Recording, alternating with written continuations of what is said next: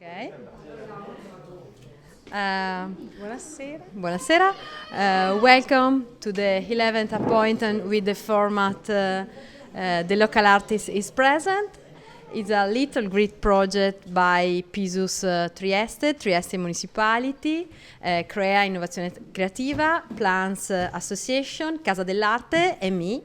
I'm Federica Purgatori, an art curator, and today we are here with Elena Tammaro, a doctor, a owner of this chemist shop, fantastic chemist shop. And today we interview the artist Pablo Chiereghin, the visual artist Pablo Chiereghin, and we have choice this shop, this chemist shop, because it's a stunning place with 19th century boiserie.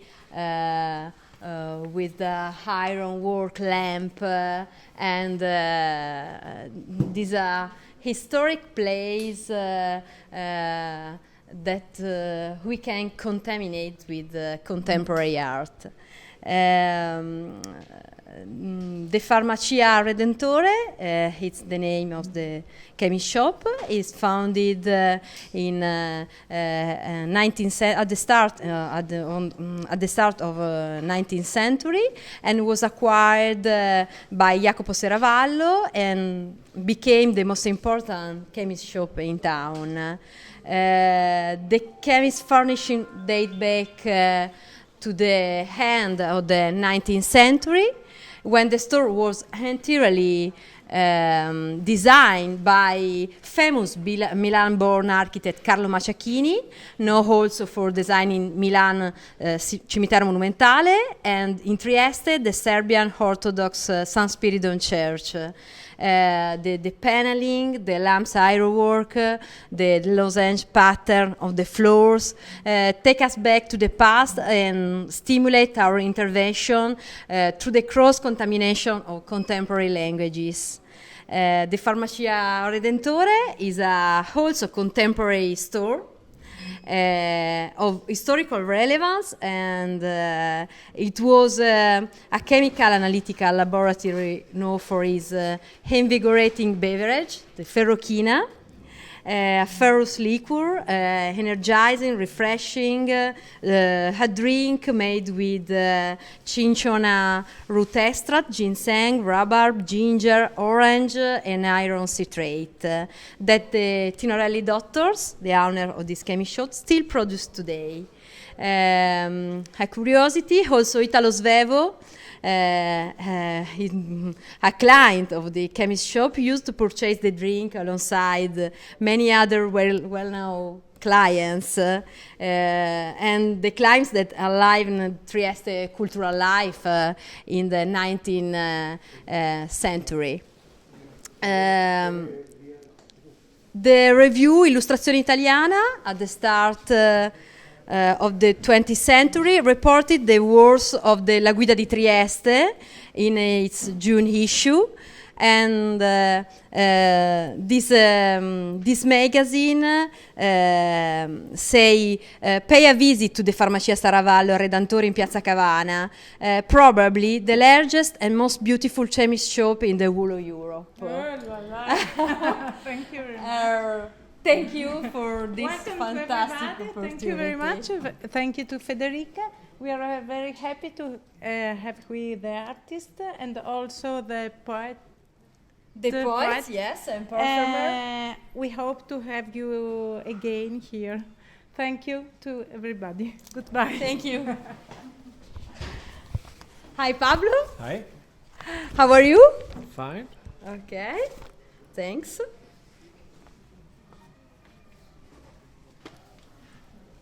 I'm sorry. Okay.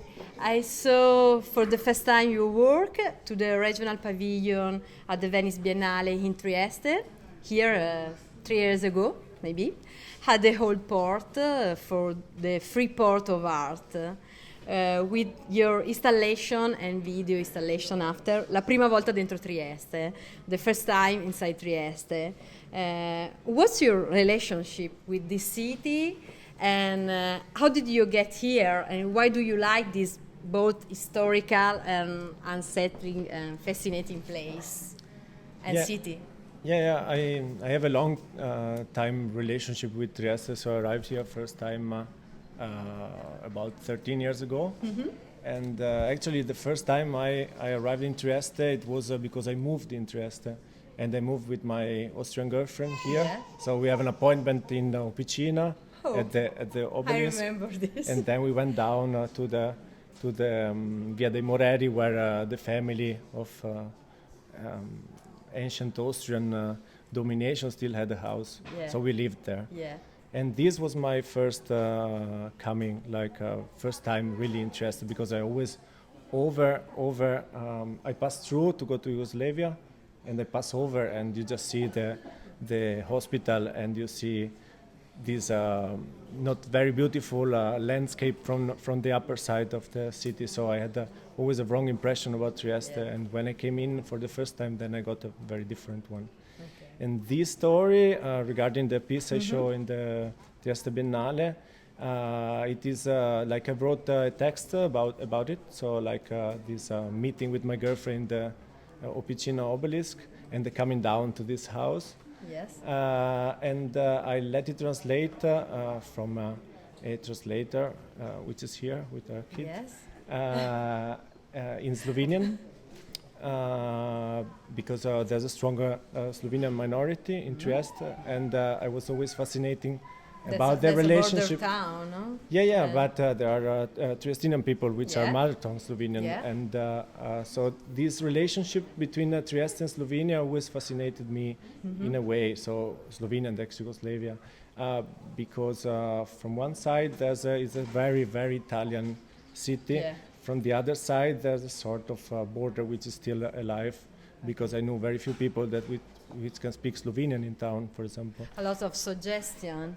Yeah, but different suggestion. Yeah, but I think it's also a political and historical problem, and I didn't want to deal so deep into this, but I was interested about the relationship, which is not very built and set between Slovenian and Italians in a way, and so I just told my story, so my arrival story, which is 2 minutes to read, and then there was a Slovenian mother tongue girl which was translating it from Slovenian to Italian to the visitors there.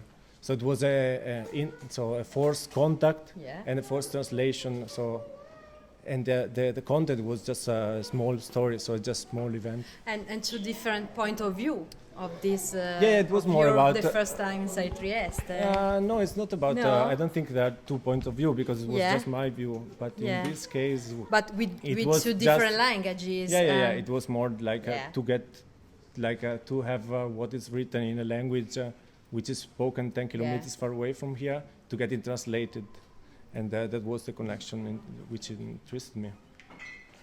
Okay, now you live in Vienna with your family. Do you love to come back here? Yeah, every time. Yeah? Yeah, to be honest. Okay. Yes. I always I'm lucky because I always come back in summer. I had my bath cloth with me also today, but we won't manage. And so I have a lot of friends, and I'm very happy when I come here every time. Your research is moved by social and political dynamics, and last year you organized a strange performance and a DJ set in a gallery in Nova Gorica, in a tier gallery, turning it into a police station. And what happened? Yeah, no, it was actually the tier gallery is a part of an occupied center in the old railway station of Nova Gorica. And so a part of it, there are 2 concert halls, and a part of it is dedicated to a gallery, so it's a proper gallery. And I wanted to change this place in a way, so the destination of this place. And so I installed a big sign outside where was written Policia, a Slovenian flag, And so which people, the people that would have visited the center would have this kind of invasion, because it's a place.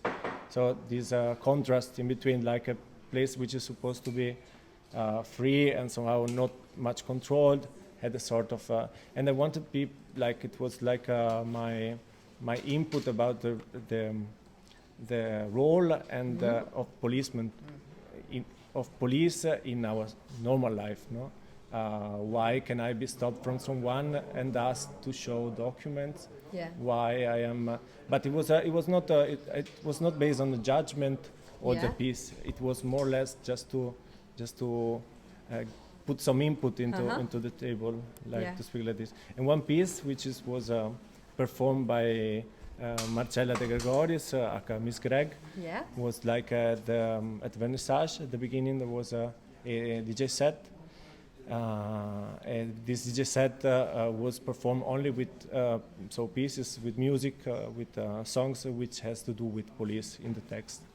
So it was like, and the title came from a LP which I found in a flea market, German. We say Polizei, wir für euch, ihr mit uns, which is a police, we for you, you with us. Okay. And there was like a policeman with a kid on his hip with a hat, so policeman. No? So I like this this kind of image. You, in this kind of installation, of happening, you wanted people to think in a playful way, in a different way about social order, about safety, fear, control, and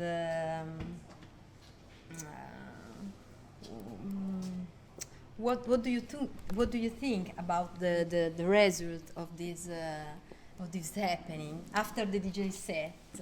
Yeah, like I'm not in people's minds, so I am just there to propose my ideas and to try to translate them in pieces which can be communicated. No. Okay. So I think it's pretty hard for an artist, if you are not in a very big circuit, to have an honest review of what really people think about your pieces. Okay. But I'm satisfied with my idea, so for me it was enough. Okay. Another very provocative action performance on the idea of using of a place of power and social control as the bank was created by you in Vienna 2 years ago, using the ATM station of different banks, beginning with yours, where you have a bank account, as a place for a traveling party from one ATM to another in different parts of the city, calling your friends to participate. What did it mean for you? You also have risked a criminal penalty in this situation. Yeah, the project started because I realized that in Austria there are very comfortable and nice entrance room in banks, and I always have without noise.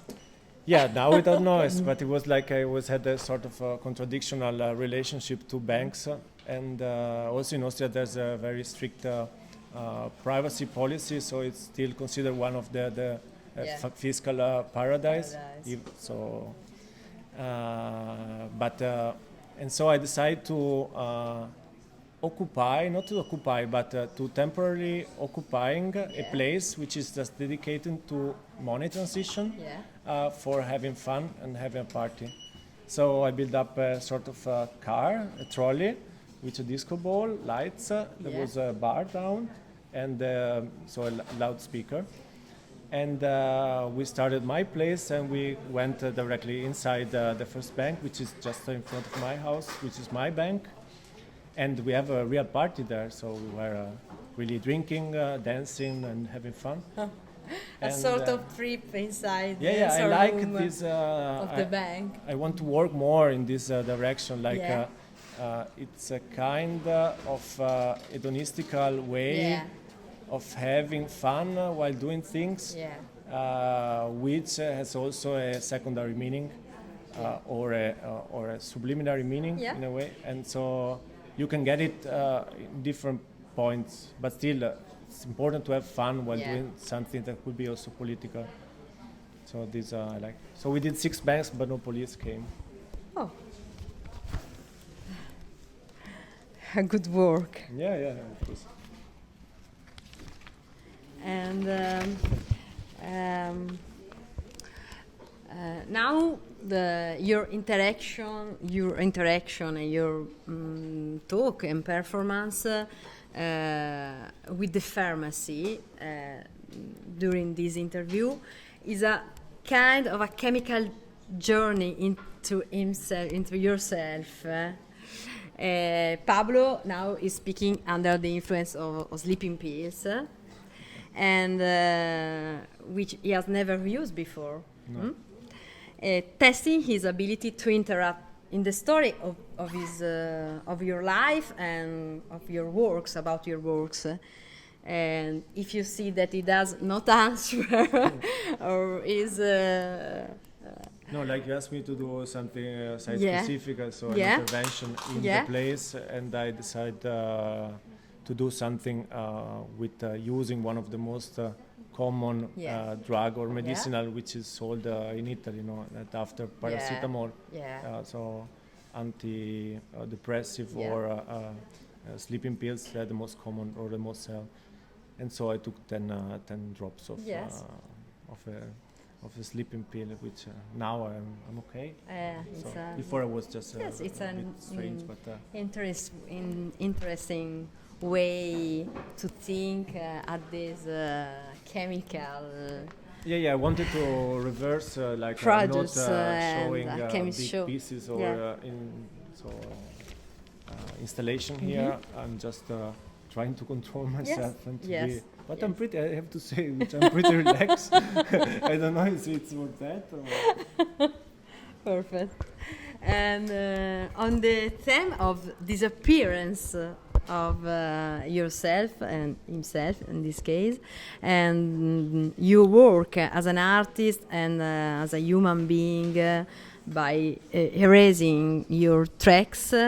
You have worked in collaboration with Aldo Giannotti, creating a performance and video called How to Disappear Completely. And now you can see a small part of this project on the window of the chemist shop, and it's a real contamination between this ancient shop, your research, this video, like it was more. So this research was a body of work which was created for an exhibition in Vienna and then was reproposed in some group exhibition in Genf, in Geneva, and in other places. But here, like I was much more interested in the paradox of the disappearing, and with the title of this series of talks, which is the local artist. In this case, into network, and now in the local project format. Okay. For an art festival on the Romea Street, you have installed a similar road sign in the exact direction in which you are located geographically, from the North Pole to the equator, emphasizing with this sign a trip between two imaginary points. It's one way to symbolize that we travel through fields in the middle of nowhere, confusing place without historical connotation. Or in this case, so this road sign was created for a festival which is dell'Arte in where I was born, so in the delta of Po River, and near Adria. Near Adria, and there actually there's nothing interesting. So the landscape is pretty, so like it's borderless in a way, and it's not that appealing also. There's the Delta of Po, which is very nice, but apart of that, you are just crossing a road to go somewhere else, because it's the shortest road to go from Venice to the south of Italy, like if you have to stay on the east coast. And so I relativize the place. Yes, I maybe. I did some conjunction with this place, which is. You have changed the perception of this place. This place is true. It's truly exactly at the halfway. So because it's on the 45th parallel, and it is exactly the half distance between the North Pole and the equator. So I imagine like a very crazy trip from these 2 points, and that was the midpoint. Okay. And can you tell us how did you come up with the idea of transforming the garden of the Italian Institute of Culture in Vienna in a naturist garden, showing naturist magazine from the 60s and the 70s? Did you want to underline the contrast between the freedom of Austrian custom and the closure, maybe, of Italian mentality, of Italian... There was a group exhibition in the Italian Institute of Culture in Vienna, and all the exhibition was based on the small difference of culture between Italy and Austria, and the way of living and stuff. So every artist worked in this way. So the Aldo did like a very regulated parking slots outside, which also like blue parking stripes. Before, like the workers there would always park the car in Italian way. And I did declare the garden as a naturist garden. So I installed a shield there, and then we opened the garden. And it was like because in Austria it's in a way a very Catholic country, and on the other side it's a very like they have a different attitude in how do they consider nudity. So it's no problem to, like it was a scandal with the first tourists in the Riviera, Adria Riviera, they came and were topless, but still like it's not a, I also work other time in the border between sexuality and nature in a way. So also with this project Birdie Shooting, which I photograph nude, but it was and just the being images nude. of the body and the perception of the human body, of the nude body. It's just the perception because you just see eyes, face of people look at me. So it's just a reverse, like a mirror and a double mirror, because then it comes back, the nudity of me comes back through the eye. And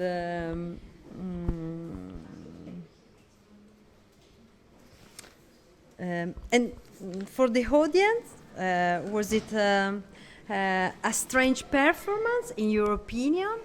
No? Like nudity in In been Vienna, always no. like I don't care. I don't like performing nude in a way. But to be fair with who take part, I also was there nude. We had bottle and that was it. I don't like nudity. As a situazionista installation. No, that was very natural. So we went down, we're a bit far away, and people could see us from this Baroque room, and could watch the 60s and 70s magazine, and would have looked through the window and would have seen us in this space. It is also a play among the rules, because being nude at the beach is prohibited in Italy, and that was like in an Italian surface or land, because that piece of land, it's Italy still. No? Yes.